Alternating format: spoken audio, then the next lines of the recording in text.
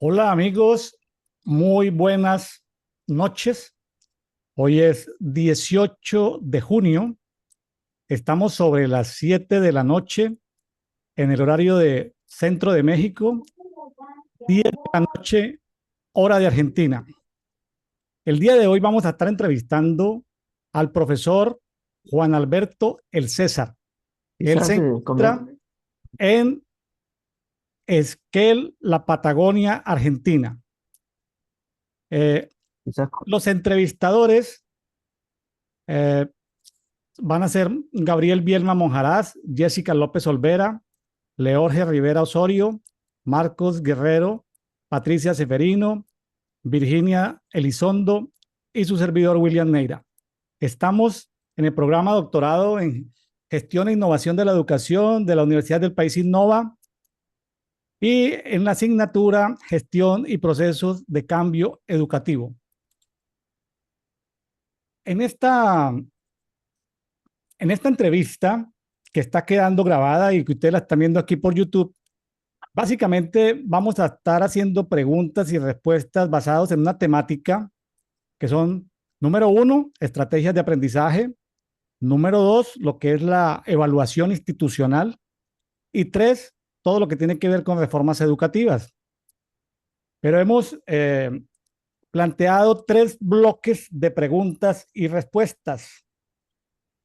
Primero vamos a hacer unas preguntas y unas respuestas basadas en el educador, en el docente, en el profesor Juan el César.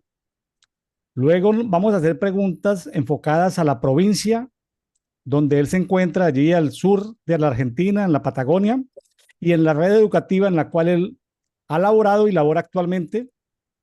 Y después el último y tercer bloque tiene que ver con el sistema educativo argentino, en algo que se llama educación comparada, pero que pues hoy no vamos a tener un conversatorio para intercambiar opiniones eh, sobre la comparación del sistema educativo mexicano y el argentino, sino que vamos simplemente a hacer algunas preguntas de Argentina y ya nos queda a nosotros como tarea más adelante indagar y ver qué podemos hacer de educación comparada. ¿Quién es nuestro invitado el día de hoy?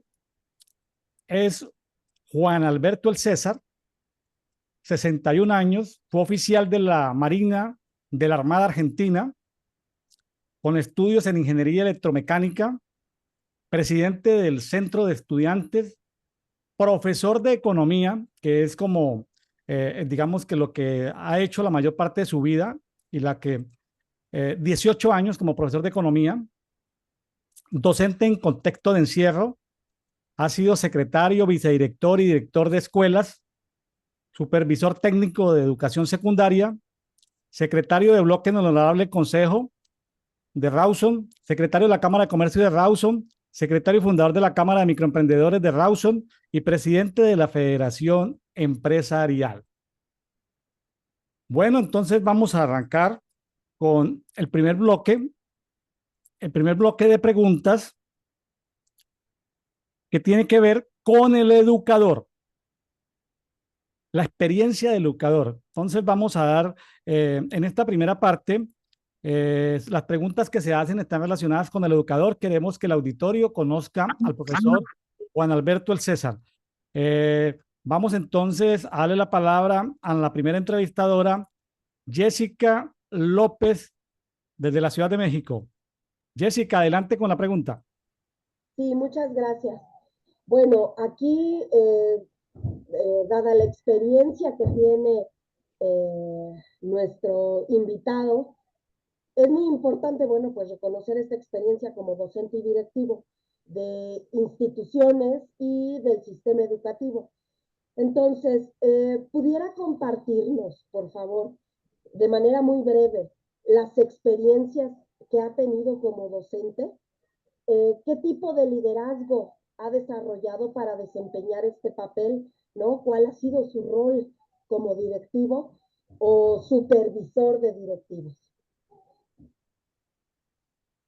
bien, para ser escueto en una pregunta tan amplia, el estilo del liderazgo, digamos, me considero mediador, reflexivo, con mucho diálogo, trabajo en equipo, eh, siendo director, incluso siendo docente, siempre el trabajo fue poder trabajar, articular equipos, porque la tarea solitaria, digamos, no sirve y es necesario en los proyectos poder llevarlo adelante con, digamos, articulando, ¿sí? A veces se habla mucho de articulación, pero no siempre se pone en práctica. Entonces, eso implica eh, coordinar ideas y avanzar en conjunto con otros, en todas las áreas.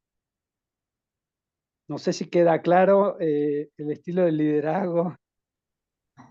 Sí, yo Sí, creo que El trabajo. sí, está bien, Juan.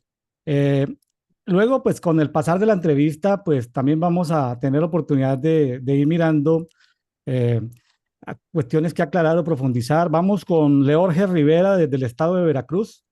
Muy bien, muy bien. Muy bien, maestro Juan. En el mismo tenor como empezó la compañera Jessica, voy a enfocar la pregunta sobre el manejo situacional y el liderazgo. Ya nos comentó algo muy importante, lo que nos dijo hace un momento, no se puede solo hacer todo ese trabajo educativo. En los procesos de mejora en la educación, ¿alguna vez se ha confrontado con algunos usos, costumbres y valores entendidos que normalmente no se alinean con los nuevos requerimientos para la mejora en la educación? Y si es así, ¿cómo los ha atendido? ¿Y se le ha presentado alguna situación por superar ante una actuación de sindicatos o grupos de poder en contra de la mejora continua? Sí, básicamente cuando uno avanza en esto de tanto dar clases o en cargo directivo, más le pasa a uno cuando está en cargo directivo. Es decir, como docente uno se encuentra con escollos que quiere hacer implementaciones y a veces no es entendido por los superiores. Entonces, me ha pasado varias veces que he chocado en esto. Digamos, a lo largo de mi vida traté de ser siempre innovador. Entonces, eso choca con el sistema cuando es muy estático. Y respecto a lo otro, a la otra parte de la pregunta, digamos, es como que sí he tenido problemas con los sindicatos. Obviamente que uno tiene problemas, de hecho me han hecho denuncias porque ellos consideran que hay que defender a una parte, pero realmente acá está muy politizado. De hecho, la parte política se mueve mucho dentro de la educación y tengo una anécdota. Llegué a hacerle la denuncia al gobernador porque usó todo un aparato político en contra de los reclamos de los docentes. Entonces me tocó incluso hacer una denuncia penal, Sí, porque esa a nomás. veces uno para un sistema, ¿sí? Y ese sistema obedece a ciertos requerimientos que son externos y que van en contra de la educación. Ah, qué interesante todo esto que nos Excelente. va Sí, comentando Juan. Bueno, vamos con la pregunta de sí. Marcos Guerrero desde Acapulco, Guerrero. Marcos, adelante. Sí, muy bien, doctor Juan. Igual con el mismo contexto, sabemos que cuando tenemos un puesto directivo tendemos a tener conflictos. Entonces la pregunta va alineada a esta parte, ¿no? ¿Cómo a través de su carrera profesional ha estado expuesto a conflictos y cómo lo ha resuelto? La pregunta es, ¿cuál es el conflicto más importante que se le ha presentado en su experiencia como docente a nivel directivo o con directivos? ¿Cómo lo resolvió? ¿Puede contarnos alguna anécdota? ¿Nos podría compartir alguna anécdota? Bien, voy a ejemplificarlo con una anécdota. Eh, yo tenía dos cursos en una escuela en su momento, escuela de adultos, y el adulto tiene una particularidad, que cuando él sale de trabajar, viene cansado, viene de la noche a estudiar. Entonces yo tenía como estrategia todos los días dar un tema nuevo. Es decir, siempre avanzaba. ¿Por qué? Porque mis colegas, algunos que daban el mismo espacio, que era contabilidad, eh, repetían lo mismo, tal vez un semestre repetían el mismo tema, porque le era más sencillo, porque digamos, no le interesaba avanzar, por un montón de cuestiones. Entonces el estudiante que viene cansado de trabajar, a veces deja la familia, el mal clima, todo, llega a la escuela y se encuentra que le están dando lo mismo. Y la otra clase le vuelven a dar lo mismo. ¿Por qué? Porque muchos de los chicos en las escuelas nocturnas, en la CEFA, que es Escuela de Jóvenes y Adultos, algunos ingresan en mayo, otros ingresan en junio, otros en septiembre. Entonces hay una rotación permanente de gente y bueno, voy a acotar la anécdota. Entonces yo a principio de año le decía, yo no le voy a enseñar lo que tenía que haber visto en primero y en segundo. Sí le daba las herramientas que necesitaba para tercer año. Por otro lado, a un curso me quedaron 7 alumnos, la dirección hizo que el resto de los alumnos vayan a un taller particular dentro de la escuela. En definitiva, yo tenía un curso completo y otro curso con 7 estudiantes nada más. Entonces la vicedirectora viene y me dice, te tengo que poner una sanción. ¿Por qué me va a poner una sanción? Porque vos se te están yendo los chicos. Le digo, pero me hiciste 2 observaciones el año, me dijiste que es excelente mi clase y ahora me querés sancionar. Entonces le digo, no, vení y mirá mis clases. Y le preguntamos a los chicos. Entonces fue al curso y donde estaban los 7 le dijeron, lo que pasa es que con el César tienen que estudiar. En el otro taller van, dan 3 trabajos prácticos y aprueban. Entonces todos se querían ir porque conmigo tenían que estudiar. En el otro curso, cuando va el curso que estaba completo, la mitad me defendió y la otra mitad no. ¿Cuál era el criterio mío? Al pibe que este adulto que viene cansado le enseñaba 15 minutos, le enseñaba un tema nuevo, íbamos avanzando, yo siempre di los temas completos, es decir, estados contables en este caso, lo daba desde el inicio hasta que terminaba. ¿Qué implicaba? Que él iba a tener el conocimiento de todo el proceso, aparte implicaba mayor trabajo, porque a cada uno yo le daba un tema distinto, cada uno tenía que desarrollar lo suyo, nadie se podía copiar. Entonces el chico que venía tarde aprendía lo suyo y después le ayudaba a los otros. Entonces era toda una estrategia para que aprendan. Y eso era mal visto en la dirección. Pero cuando entendió la vicedirectora, bueno, a partir de ahí como que cambió el eje ella, entendiendo que el trato de adulto era diferente y no lo puedo normalizar en una escuela común. Pero fue bastante conflictivo, de hecho me querían sancionar. Bueno, muy Muchas gracias, bien. doctor Juan. Muy bien, vamos con Patricia Seferino desde Oaxaca. Maestra Patricia, adelante con su pregunta. Muy buenas tardes, gracias. Eh, ¿Qué consejos, doctor, le daría usted a los docentes que están frente al grupo de estudiantes, pero que aspiran a tener cargos directivos, como son administrativos o supervisores provisional? Bien, acá en Argentina, es decir, hay algo que se llama titularización. Es decir, que hay momentos en los cuales uno tiene un cargo y puede titularizar. Eso se dio en el año 98, en el 2006, y después nunca más hubo para docentes. Eso implicaba una capacitación para poder titularizar. Recién este año, mejor dicho, a fin del año pasado, hubo titularización para cargos jerárquicos. Nunca había habido en la provincia. Por lo tanto, no había capacitaciones específicas para el ascenso. Nosotros tuvimos que rendir, es decir, yo soy supervisor, ya era supervisor, pero tuve que rendir para ser titular. Eso implica tener un conocimiento que no se tiene de otro modo. El docente está muy enfocado en el aula y acá no hay una carrera que se pueda hacer. Es decir, de docente pasé a secretario, tuve que aprender todo de cero. Asumí el cargo y tuve que aprender. Solo, con otros, con ayuda.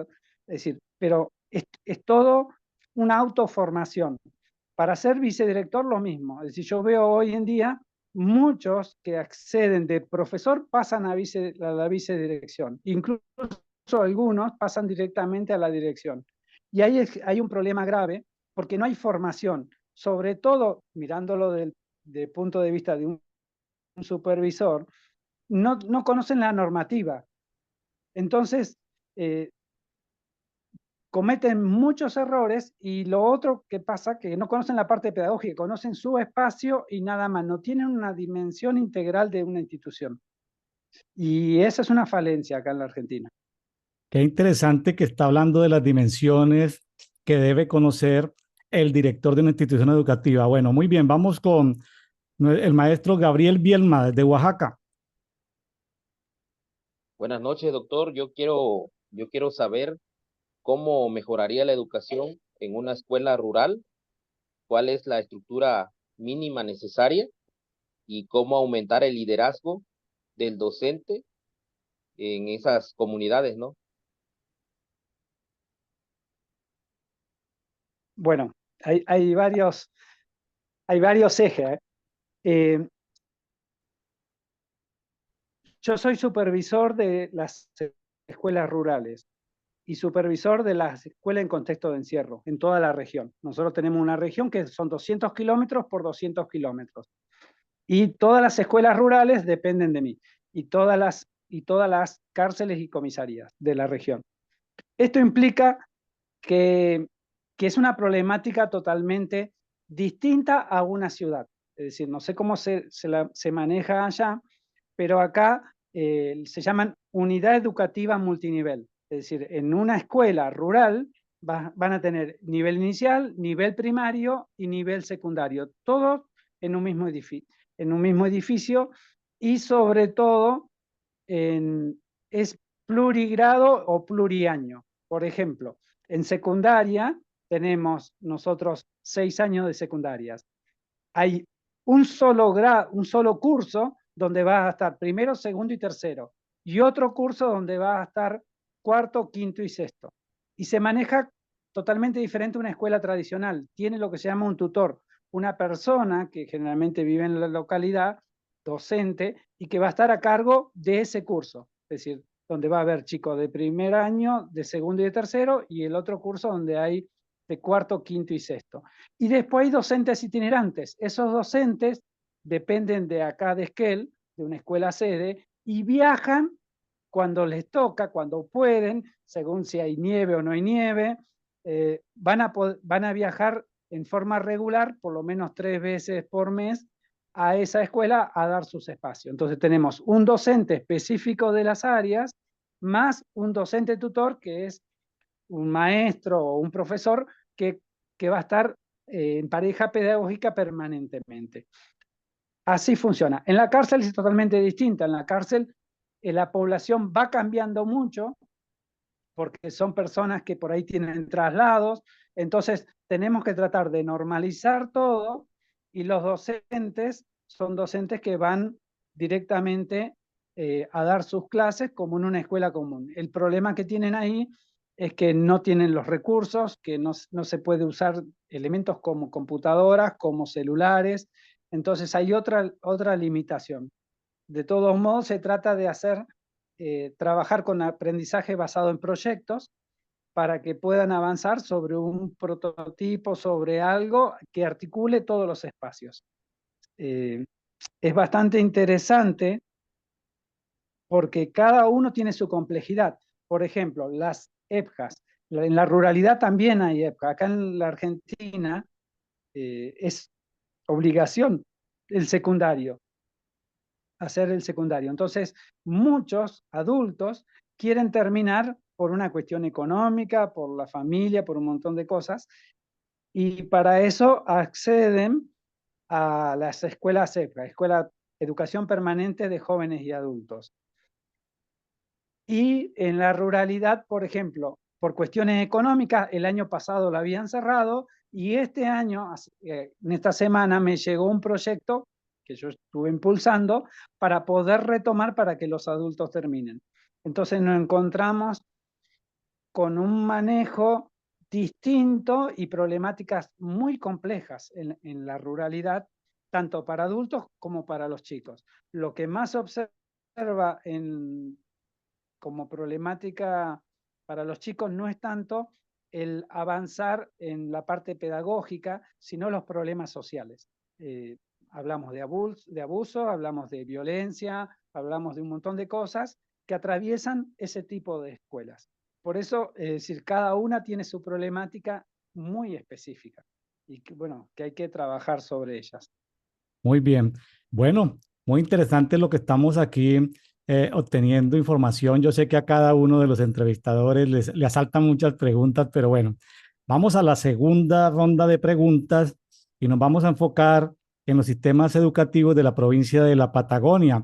Le cuento, profesor Juan, que el mes pasado tuvimos en México uno de los meses más calurosos de todo el año. Temperaturas en muchas ciudades superando los 40 grados centígrados.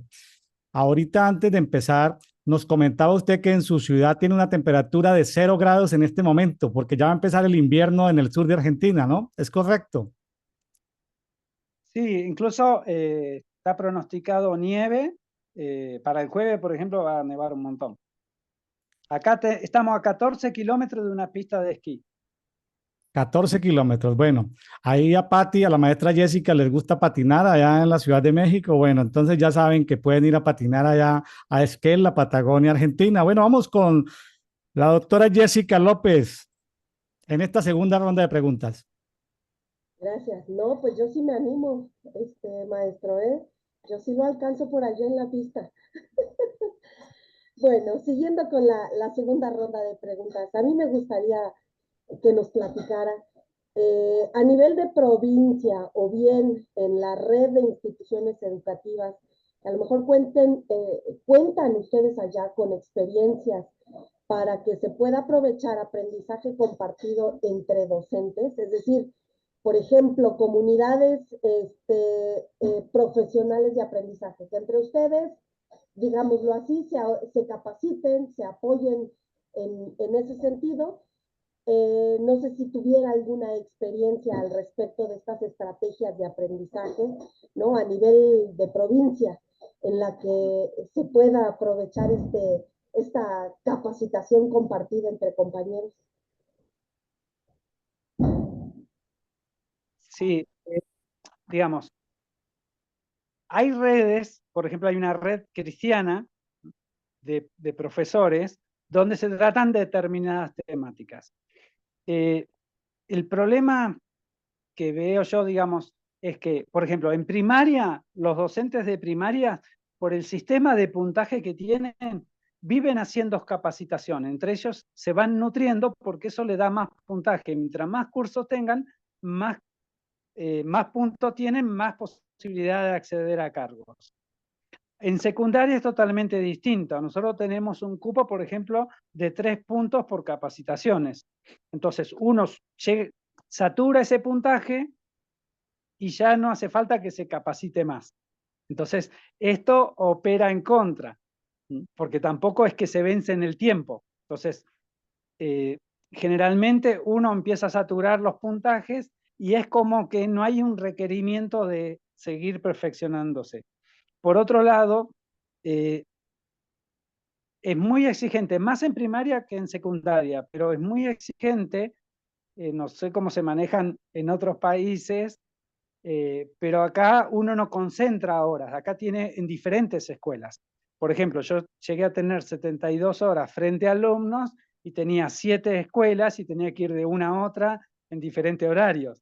Entonces uno va viajando a diferentes lugares para poder dar clases. Eso hace que tenga también muchos emergentes y muchos requerimientos de cada escuela, porque de cada una tengo que hacer planificaciones, tengo que tener diferentes, digamos, no se maneja con un manual donde yo voy y digo ya algo preparado. Entonces hay mucho trabajo detrás en forma individual y en forma colectiva, pero de grupos de profesores de la región que están articulando en diferentes escuelas. Por eso eso hace que no haya un crecimiento en general de estas redes. Sí, por ejemplo, lo que se está notando ahora con el cambio de gobierno a nivel nacional y a nivel provincial, que hay otro tipo de capacitaciones. Yo me acuerdo haber hecho en el 2004 una capacitación de 160 horas en técnicas de enseñanza a través de juegos. Pero son capacitaciones que después se aplicaron, esta metodología metodología que se llama CEFE, se aplicó después para toda la provincia y hacíamos muestras de emprendedorismo, los chicos tenían que hacer proyectos, entonces las escuelas se unen para hacer proyectos, entonces proyectos productivos, socioeconómicos, entonces se toma como eje la elaboración de un proyecto para articular un montón de áreas. Entonces el trabajo colectivo es más enfocado a lo individual, no a tanto a lo provincial. Si bien, por ejemplo, en estas muestras se hace incluso a nivel nacional e internacional, surgió acá en esta ciudad en el 2004 y se fue expandiendo, pero tiene que ver con el trabajo colectivo más de local. Bueno, muy bien. Continuamos con Leorge. Leorge, ¿ya llegaron las lluvias a Veracruz o no han llegado las lluvias? Es correcto. No, ya están por acá, ya están por acá. Muy bien. Continuamos, maestro Juan. Eh, la pregunta es muy concreta.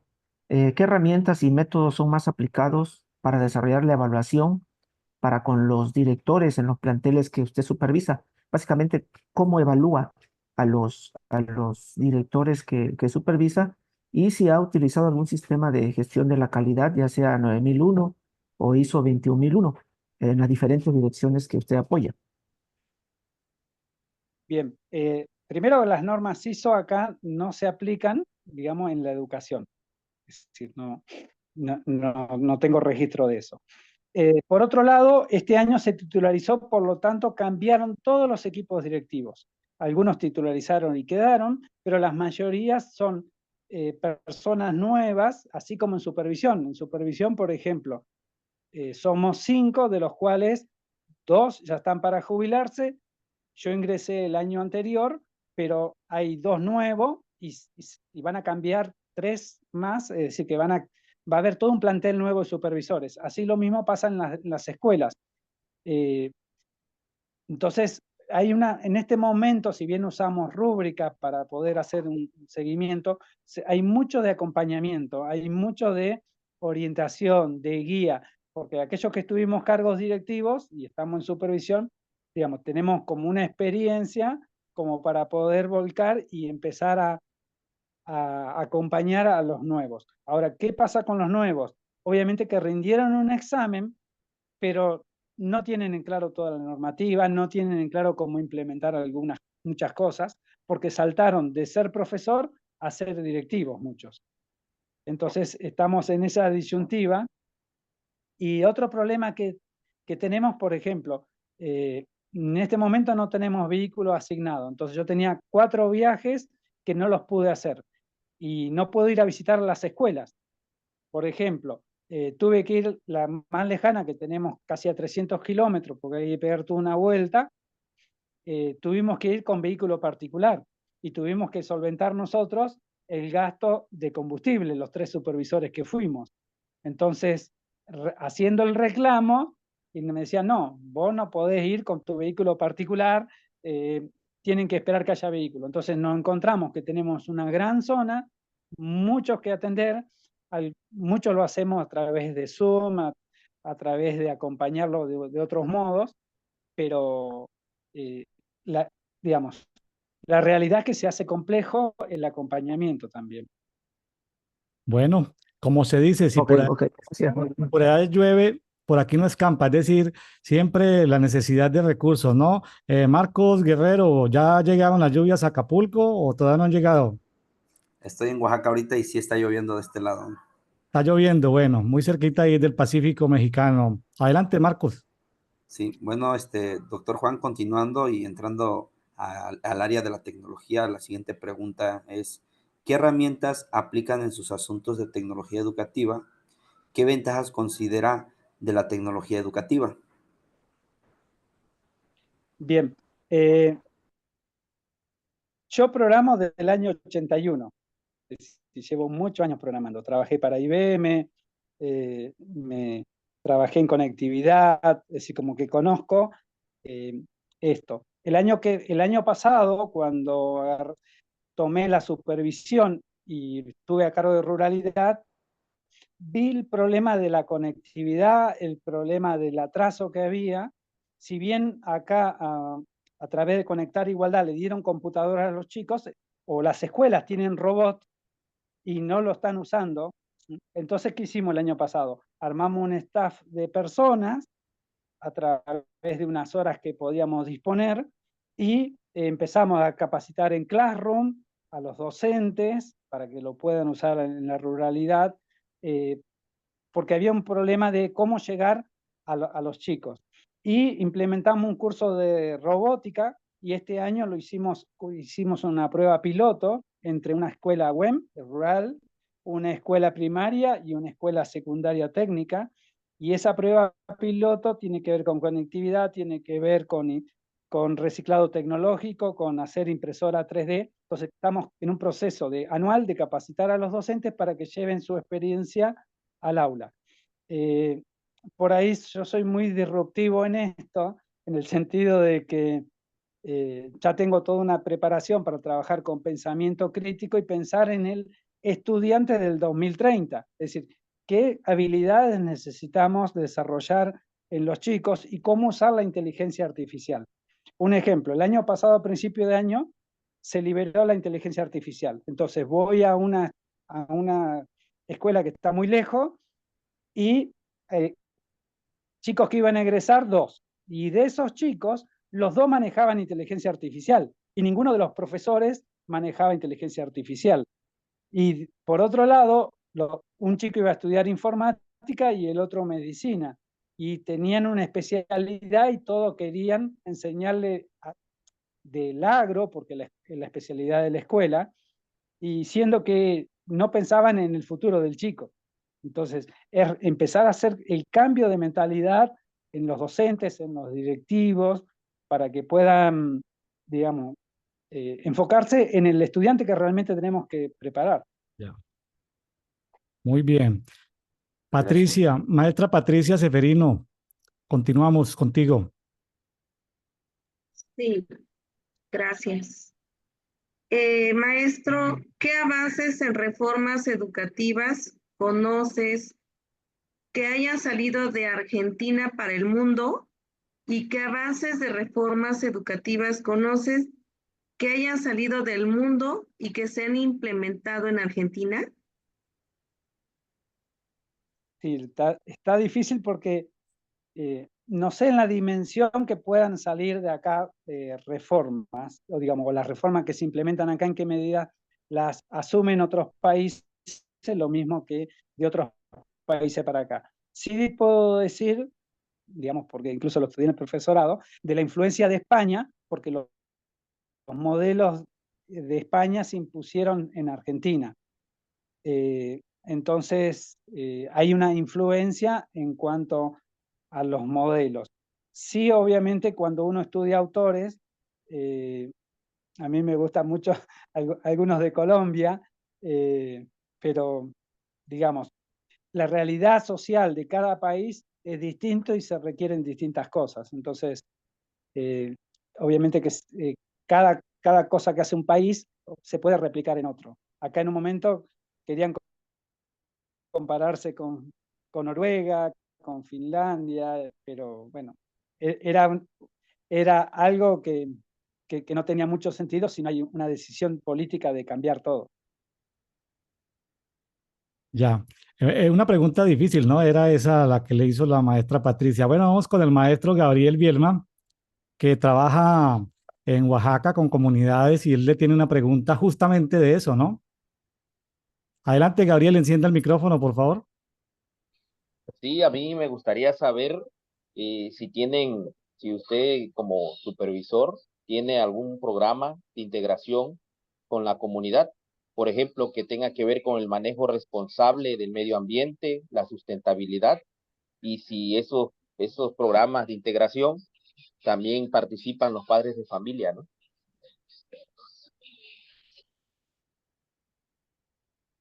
Bien, acá hay 8 modalidades en la educación argentina. Una de esas se llama EIB, Educación Intercultural Bilingüe. Es decir, aprenden, aparte del español, van a aprender inglés, pero aparte van a aprender un lenguaje propio de los nativos. Entonces, ese tipo de educación, digamos, de escuelas, que hay varias en la zona, lo que hace es mantener las tradiciones. Hay muchos modos de llegar a la comunidad. Todas las escuelas tienen lo que se llama una materia proyecto solidario en quinto año, que lo que hace es llevar tareas, digamos, cosas que tengan que ver con la necesidad social. Es un espacio más de aprendizaje. Así como está el proyecto vocacional, en el último año, para ver al chico dónde, digamos, qué facilidades tiene y hacia dónde puede apuntar en su futuro. Se trabaja mucho con las familias acá, no sé cómo será en otros países, pero sí, con el tema, se hacen reuniones con los padres para tratar diferentes temas. Y después hay muchas cosas que hacen las escuelas que involucran a la comunidad. No es lo mismo una comunidad muy pequeña, acá los pueblos, por ejemplo, donde estoy yo es el más grande de la zona y tiene 45.000 habitantes. Entonces son todos pueblos muy chiquitos y que tienen mucho arraigo la escuela respecto a la comunidad. Entonces, los actos, las fiestas, todas las actividades están enlazadas por la comunidad. Pero también implica un problema. Por ejemplo, tenemos una escuela, que es una escuela rural, con mucha participación de los padres, pero para mal. ¿En qué sentido? Es que hay muchos problemas al ser una comunidad chica, local, y que interfieren en la escuela y se ve reflejado en la dirección, los problemas con los docentes. Y hay otras comunidades que no, a pesar de ser chiquitas, se llevan bien porque hay otro clima. Por eso cada escuela es muy particular y la relación con la comunidad es muy particular. Por ejemplo, en el tema de emprendedorismo, o el año pasado hicimos toda una actividad de integración de la ruralidad, donde, por ejemplo, el chico que va a sala de 5 pasó a estar integrando primer grado. Entonces hubo una integración, fue un día de práctica. El de tercero pasó a cuarto, lo hicieron pasar para que haya un conocimiento de lo que viene y sobre todo para que no haya un quiebre de nivel a nivel o de sección a sección.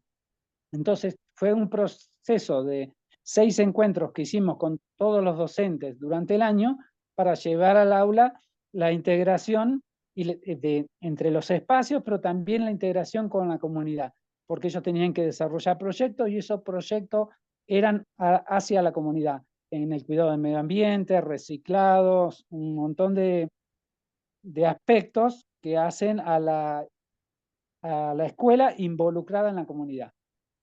Muy bien. Bueno, muchas gracias, profesor Juan. Vamos a la tercera ronda de preguntas. En este caso, ya vimos el primer bloque fue relacionado con el docente a nivel personal, su experiencia. El segundo bloque fue a nivel de la red en la que trabaja allí en la provincia de la Patagonia, en Argentina. Y en esta tercera ronda de preguntas vamos a irnos a la República de Argentina y sus sistemas educativos. Es como una introducción a lo que se llama educación comparada entre México y Argentina, ¿no? La educación comparada es un campo académico de estudio que examina la educación mediante el método comparativo con el fin de contribuir a su mejora. Busca descubrir, estudiar y comparar el complejo entramado que representa en cada pueblo el proceso educativo. Bueno, esto pues no va a ser un conversatorio, pues, pero sí es como, sí nos deja como la semilla sembrada para futuros conversatorios sobre educación comparada. Ahorita simplemente vamos a tener, son preguntas sobre el modelo educativo argentino y vamos con la doctora Jessica López. Bien, pues con este contexto, me gustaría que nos comentara de manera muy breve sobre el sistema educativo en Argentina, sus virtudes y áreas de oportunidad, ¿no? Que pudieran visualizar de pronto como para poder pensar en mejorar el sistema educativo por allá.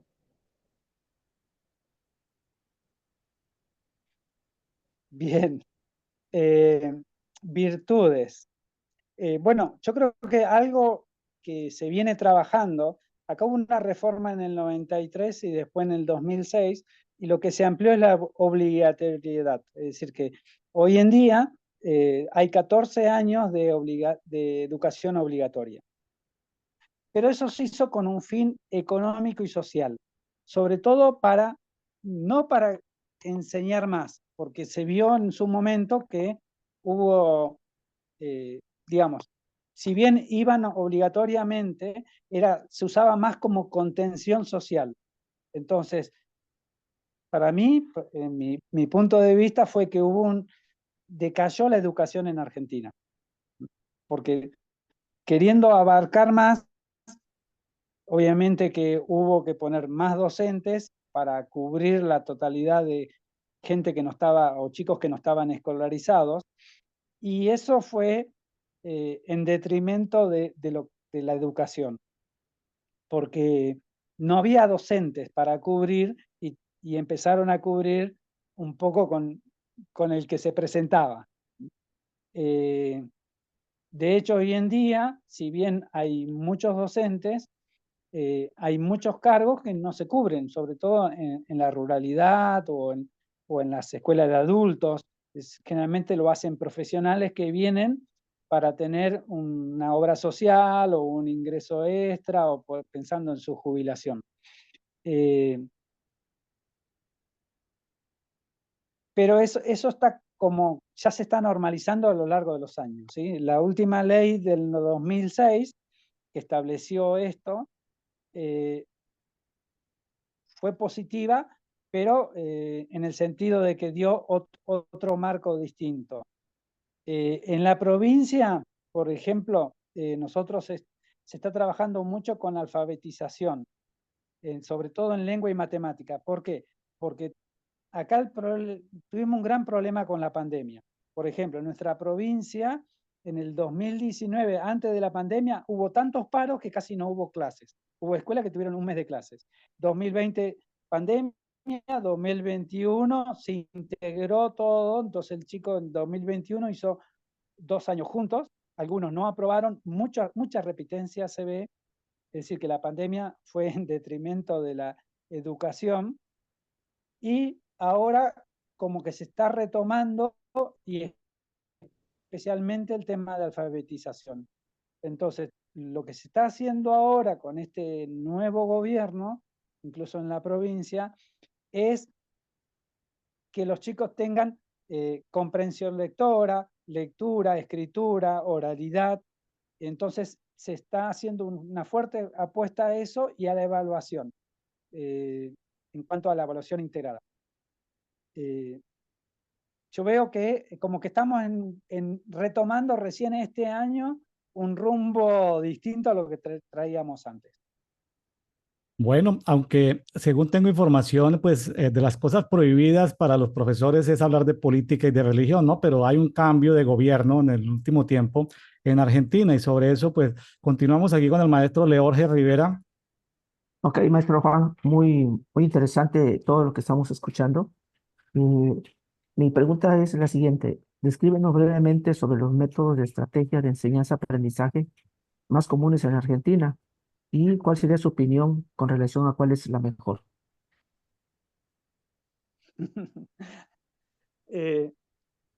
Digamos, siempre es centrado en el estudiante y en la trayectoria. El tema es que hay una cantidad de docentes que son más viejos que le cuesta romper el molde.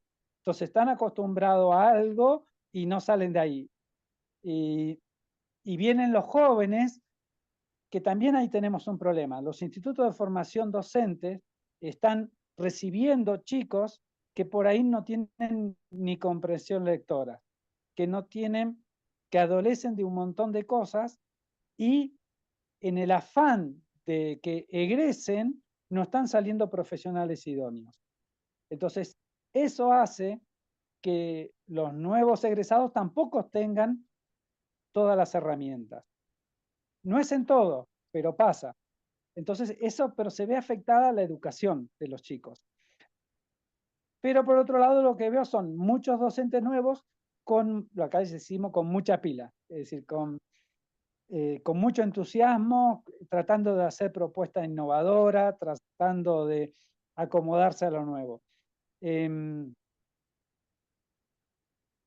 Yo diría que hay un gran porcentaje de docentes tradicionales, por decir un número, un 50%. Y después, los nuevos se tienen que adecuar a la dirección, es decir, a las directivas que vienen de arriba, porque hay toda una planificación que tienen que hacer, hay un acompañamiento, y las directivas son las que marcan hacia dónde va cada escuela. Entonces nos encontramos con directores nuevos, noveles, que tal vez no tienen todas las herramientas, porque fueron hasta hace poquito, fueron profesores desde sus espacios y con sus estrategias. Yo diría que con esto que se está trabajando en lengua y matemática específicamente, y sobre todo en todo el primario, en la provincia, se consiguieron muchos libros para trabajar con los chicos y aparte de eso, digamos, de tener el material, también hay capacitación que se está dando a docentes. Y se están haciendo pruebas piloto en muchas escuelas.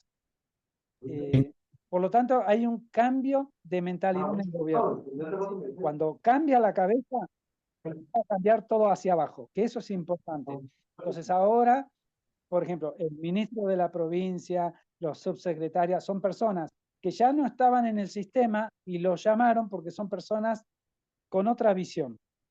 Obviamente que cada uno, por más, siempre va a tener alguna área que no está tan buena, pero son todos innovadores, son todos más de lo tradicional en cuanto a hacer al avance paso a paso, ¿sí?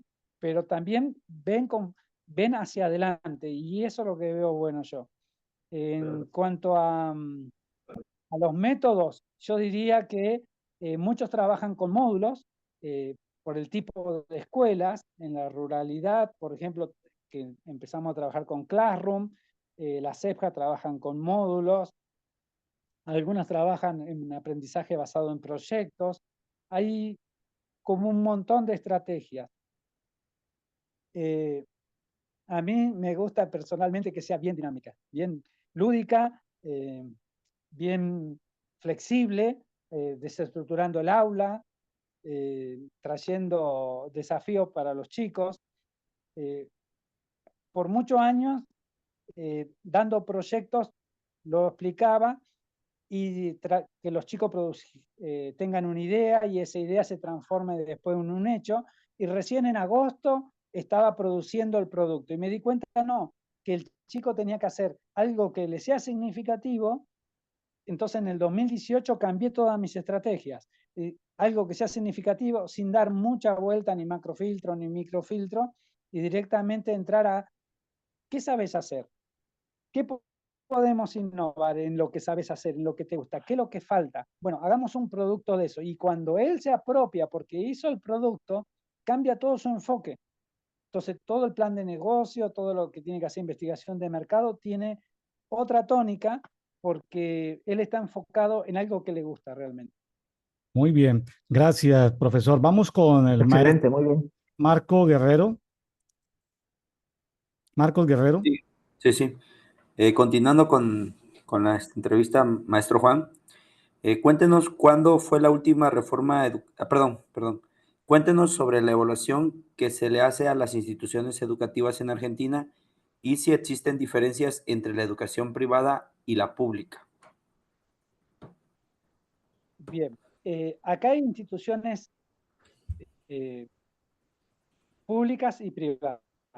No hay tantas privadas como uno piensa. Y algunas son subvencionadas por el Estado en un 100%, otras les subvencionan todos los sueldos de los docentes, otra un porcentaje, a otras no tienen subvención, pero no dejan de ser privadas.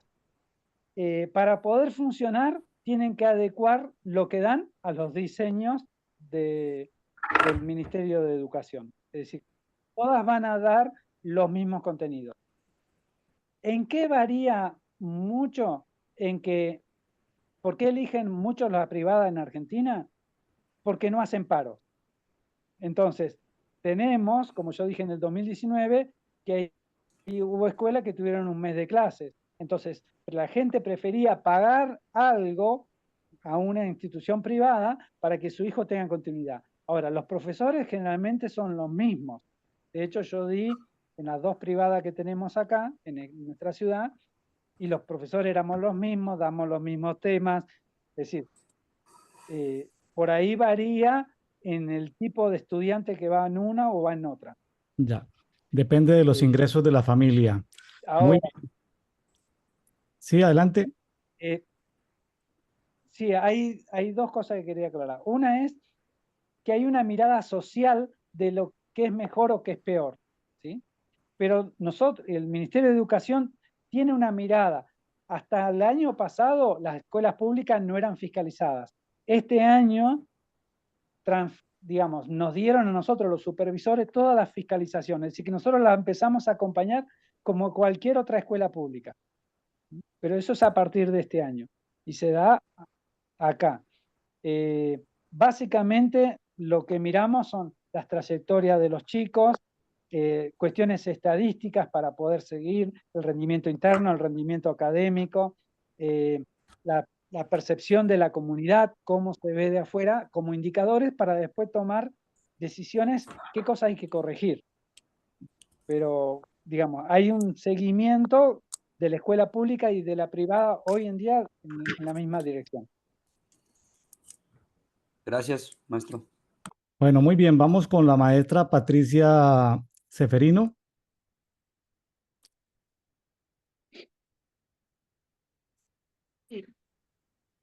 Otra pregunta, maestro. Su participación es muy interesante. Le hago otra pregunta. Cuéntenos, ¿cuándo fue la última reforma educativa en Argentina? ¿De qué trataba? ¿Y cuál fue su énfasis? Por favor. Bueno, es bastante larga la pregunta para contestar. Nosotros pensemos que cada reforma tiene un porqué, ¿sí? La primera ley, la ley 1420 de 1884, esa ley fue como el marco para que todos tengan acceso a la educación. ¿Pero por qué? Por una cuestión territorial. La Argentina estaba despegando y necesitaba adoctrinar a todos los inmigrantes que empezaban a venir en ese momento. Pero recién en 1993 tenemos la Ley Federal de Educación. Esa ley rompe el estilo de lo que eran antes. Pero sobre todo empieza a transferir a las provincias el manejo de la educación. Se forma el Consejo Federal de Educación, pero las provincias empiezan a asumir el rol. Entonces se descentraliza todo. Y teníamos en ese entonces 7 años de primario y 5 de secundarios, que era la época cuando estudiamos los más viejitos. ¿Qué hicieron en 1993? Como estaba Menem en el gobierno por una cuestión política y de contención social, incorporaron obligatoriamente el eje B3, la educación general básica, que eran 3 años de secundario. Es decir, lo que hoy serían, nosotros tenemos hoy en día 6 años de primario y 6 de secundario. En ese momento eran 7 y 5 y le incorporaron 2 años más. Es decir, que hasta 9º año pertenecía, digamos, era obligatorio. Con lo cual lo que hacían era retener a los chicos para que no anden hacia afuera, pero sobre todo porque había problemas económicos acá. Y creció obviamente la matrícula, la necesidad de profesores, y en el 2006 se hace la próxima reforma, donde ahí aparecen las 8 modalidades: hospitalaria, el contexto de encierro, bueno, las técnicas, y se agregan más años, se agregan sala de 4 y sala de 5, es decir, los 2 primeros años de nivel inicial, los 6 años del primario, y ahora aparecen los 6 años del secundario, o 7 si es una escuela técnica. Pero siempre con con una intención, retener a los chicos en la escuela. Los cambios sociales, digamos, esto es bien de, si vamos a la parte política, tiene que ver con el populismo, ¿sí? Para controlar, y sobre todo había muchos temas de becas. Entonces el pibe empezaba a principio de año, pedía una constancia, empezaba a cobrar una beca y se iba de la escuela y volvía a fin de año para volver a pedir la beca. Hubo tan desesperanza hasta ahora que básicamente la escuela era un lugar de contención, por eso hay hoy en día mucha repitencia. Hay algo que se llama CBMI, que es para aquellos que repiten mucho, entonces tienen como un aula especial para que no tengan, para que no estén con sobredad con otros que tendrían que estar estudiando con ellos. Se están articulando dispositivos porque hay un descreimiento en el futuro. Entonces no se ve, el chico no ve la educación como una salida posible. Y ese es un problema social que estamos teniendo. Claro. El retenerlo en el aula hace que el chico no esté delinquiendo, no esté, digamos, haciendo otras cosas. Por eso es más un fin social la obligatoriedad que otra cosa. Pero sí, obviamente, los cambios ayudaron a crecer, ¿no? Porque estamos garantizando mayor educación. No significa de mayor calidad, significa más tiempo dentro del aula. Claro. No sé si quedó Sí, claro. sí se entiende, profesor. Vamos entonces ya en la recta final con el maestro Gabriel Bielma, justamente hablando sobre la educación del futuro. Estimado maestro Gabriel. Maestro Juan, a mí me gustaría saber cómo visualiza en un futuro la educación de Argentina. Bien, como le venía diciendo, nosotros tuvimos un problema social en la Argentina. Argentina es un país que podría estar muy bien económicamente y vivimos siempre con inflación, con crisis de gobierno, y eso hace que no haya estabilidad.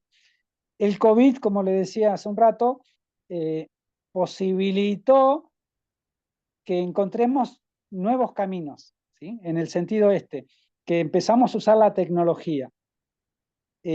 Acá muchos tienen acceso a la tecnología. Tal vez no están a las mejores velocidades de comunicación, pero sí hay mucho acceso y hoy en día estamos en ese despertar. Pero ¿qué pasa? Primero tienen que cambiar las cabezas, tienen que cambiar los directivos, tienen que cambiar, digamos, los profesores. Si no hacemos el cambio en toda la cadena, no nos va a servir.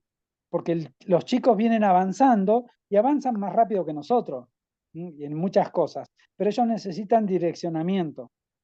Entonces, es como un desafío empezar a pensar en el estudiante que vamos a tener que preparar y que todavía no está en la mentalidad. Estamos con una mentalidad, diría, en el gobierno, si bien se están enfocando en el futuro, pero están centrados en la coyuntura, es decir, que el chico aprenda a leer y aprenda a escribir.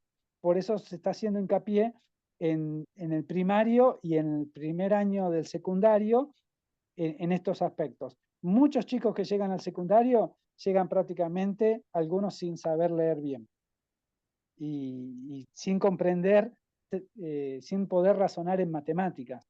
Por ejemplo, hablábamos otra vez con la subsecretaria y ella decía, que es que lea satisfactoriamente, que pueda leer dos oraciones y poder entenderla. En matemática, poder leer un enunciado, poder entenderlo y poder llegar a una conjetura. Y eso los chicos todavía no lo están pudiendo hacer. Bueno, muy bien, muchas gracias, profesor Juan Alberto El César. Ya es casi medianoche allá en Esquel, Patagonia, Argentina, 0 grados centígrados. Agradecemos mucho su tiempo en haber estado en esta entrevista digamos, muy rápida, casi de 1 hora de duración.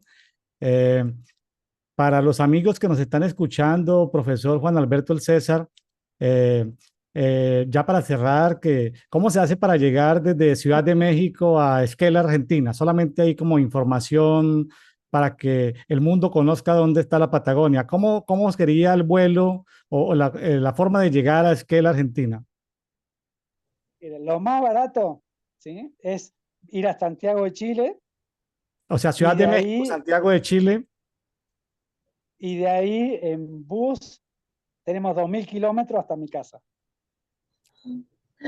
¿Cuántos kilómetros? 2.000. 2.000 kilómetros en autobús.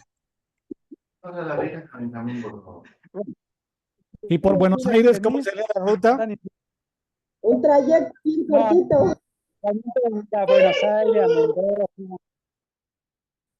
y de ahí venir en avión también. Tenemos vuelos o a Bariloche, hay vuelos acá a 300 kilómetros. Para que Bariloche. ustedes se den una idea, el pueblo más cercano al norte está a 180 kilómetros. El pueblo más cercano al norte está a 180 kilómetros. El pueblo más cercano a la costa está a 600 kilómetros, el pueblo más cercano está a 100. Es decir, nosotros para hacer 640 kilómetros a la costa tenemos 3 pueblitos en 640 kilómetros. Entonces, Ya, bueno, ya sabe, profesor Juan Alberto César, que tiene un amigo en Veracruz, una amiga en la Ciudad de México, otra amiga maestra en Oaxaca, otro amigo en Acapulco Guerrero, otro en Pinoteca, Oaxaca, bueno, y en Mérida, Yucatán, como decimos los mexicanos, aquí está su casa. y les voy a aclarar algo, ya que estamos, seguimos grabando, ¿no? Bueno, también entre todas las actividades, nosotros tenemos muchas actividades. Somos papá, tengo mi hija estudiando ahora a 1.200 kilómetros, tengo una en Australia, otro en Mendoza, es decir, es parte de la vida. Pero aparte, yo soy pastor. Eso significa que tengo muchas responsabilidades. Evidentemente, yo creo que Dios es el que hace que las cosas empiecen a funcionar mejor en todo. Así que bueno.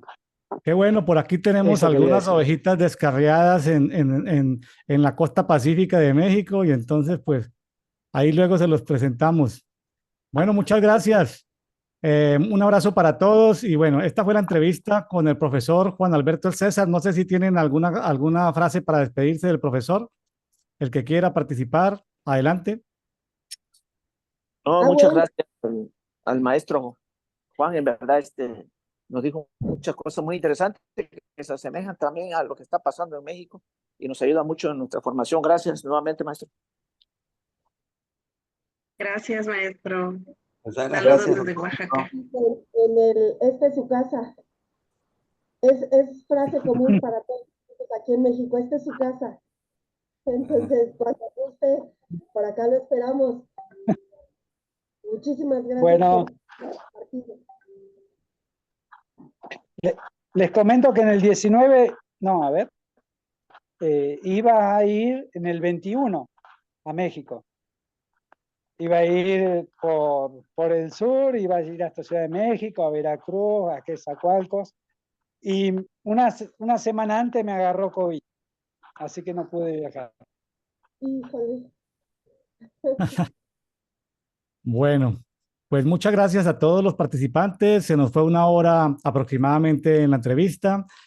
Bueno, esto nos abre por lo menos interrogantes. Hay muchas cosas en común, eh, problemáticas tanto en los docentes como en los padres de familia, como en la sociedad en general, como la influencia política, como el tema de sindicatos, el tema de los estudiantes, de la juventud, etcétera, etcétera. Muchos elementos en común y también particularidades que nos invitan a salirnos de nuestro pequeño mundo y observar lo que está sucediendo en otras latitudes. Bueno, muchas gracias para todos y nos veremos en la próxima.